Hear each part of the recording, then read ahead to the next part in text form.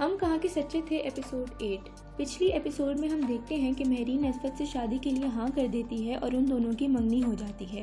Episode 9 کے start میں دکھایا جاتا ہے کہ مشل کے ماں باپ اور دادی صالحہ کو فورس کر رہے ہوتے ہیں کہ وہ اسفت اور مہرین کا رشتہ ختم کر کے اسفت اور مشل کا رشتہ کر دیں، جس پر صالحہ کسی طور پر راضی نہیں ہوتی۔ وہ صالحہ کو کہتے ہیں کہ اگر آپ نے اسفت کی شادی مہرین سے ہی کرانی تھی تو اسفت نے مشل کو پچھلے 4 سال کس بات کی امید دلائی، جس پہ صالحہ خاموش ہو جاتی ہے۔ جب صالحہ اس بات کا ذکر اسفت سے کرتی ہے تو وہ اس بات سے انکار کر دیتا ہے کہ اس نے کوئی ایسی بات کی۔ دوسری طرف اسد مشل کو کہتا ہے کہ وہ اس کو پسند کرتا ہے مگر وہ اپنی ماں کو ہرٹ نہیں کرے گا، جس پر مشل کہتی ہے کہ آپ اپنی ماں کو ہرٹ نہیں کر سکتے تو میرے ماں باپ بھی مجھے ہرٹ ہوتا نہیں دیکھ سکتے۔ اگلی سین میں مشل کے ماں باپ اور دادی رابعہ کو مہرین اور اسفت کا رشتہ ختم کرنے کا کہتے ہیں اور ساتھ یہ احسان بھی رکھتے ہیں کہ ہم نے تمہاری بیٹی کو اپنے گھر میں رکھا ہے اور اسے پال کر بڑا کیا ہے اور تم ہمارے احسانوں کا بدلہ اس شادی سے انکار کر کے دو۔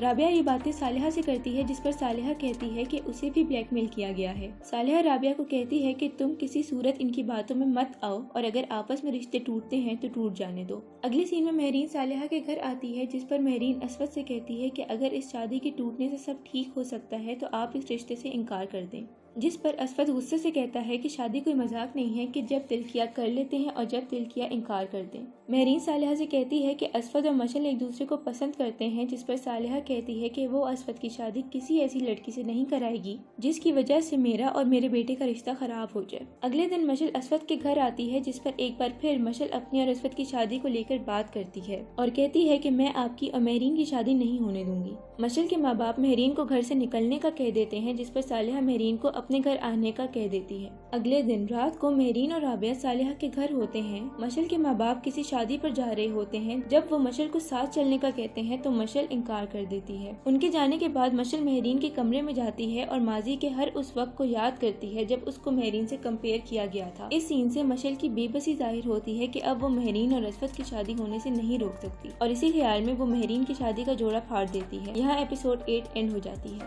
ریویو: اگر اس ویک کی ایپیسوڈ کی بات کی جائے تو اس میں کوئی شک نہیں ہے کہ star of the episode was Kubra Khan. ہر acting was so on point. آخری سین میں جس طرح سے مشل کی کمپلیکسٹیز کو کبرا نے ایکسپریس کیا ہے، I think we all feel for Mishal there. اگر بہت گہرائی سے دیکھیں تو شاید مشل بھی اس پورے سینیریو میں ایک وکٹم ہی رہی ہے، جس کی فرسٹریشن اس نے مہرین کی زندگی کا ولن بن کر نکالی ہے، which is obviously not justifiable at all۔